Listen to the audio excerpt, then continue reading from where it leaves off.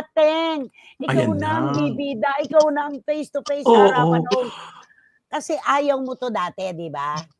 What made you change your mind? Well, no, I actually never ever watched a single episode kasi kahit naman programa ko, Ateng, alam mo to, Romel, laman na ako ng TV mula umaga hanggang gabi. Papanoorin ko pa ba? Alam mo yung ganon? Pag Totoo ako umuwi naman. ng bahay, pag umuwi ako ng bahay, manood ako Netflix yan. Pero sabihin mong manonood pa ako ng local, kilala ko silang lahat, papanoorin ko pa. So I never really watched face to face, but I heard things about it. So nung basta ang alam ko ito, isa ito sa mga haligi talaga, mga poste ng TV5. At ito ay isa sa pinaka-popular nilang programa ever since the days of Ami Perez. Ami Perez and Jelly de Belen. Oo, tsaka ang mga katapat niyan, medyo Ateng umiilag, kahit sa Channel 2 noon, right? So sabi ko, uy, matindi yata itong face-to-face na ito hanggang sa nagpalit-palit ng host. So nagkalimutan na. Ngayon, nung in-offer sa akin ito bigla, so syempre, talaga ba kaya ko ba mag-referee sa suntukan? Ayun.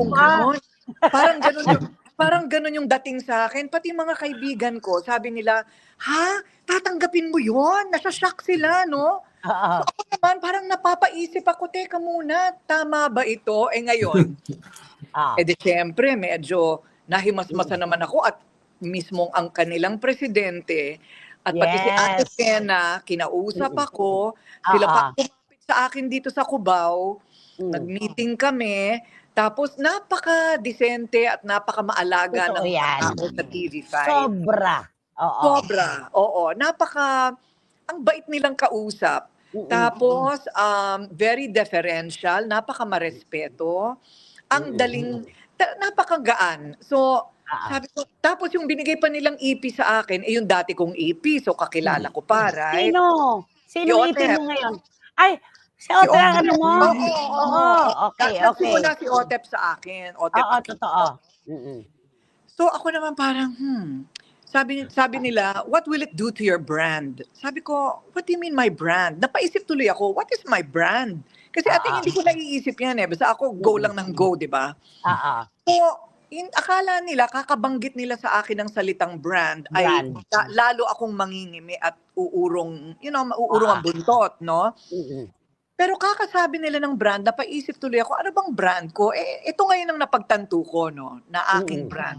Mula radyo sa DZMM, hanggang Hoy Gising, hanggang Balitang K, hanggang TV Patrol, hanggang maging reporter. Alam mo, mula noon hanggang ngayon, ang brand ko ito, Masa. Totoo. Yes, oo. Hindi ka naman talaga lumayo Hindi ka lumayo. Hindi ako lumayo dyan.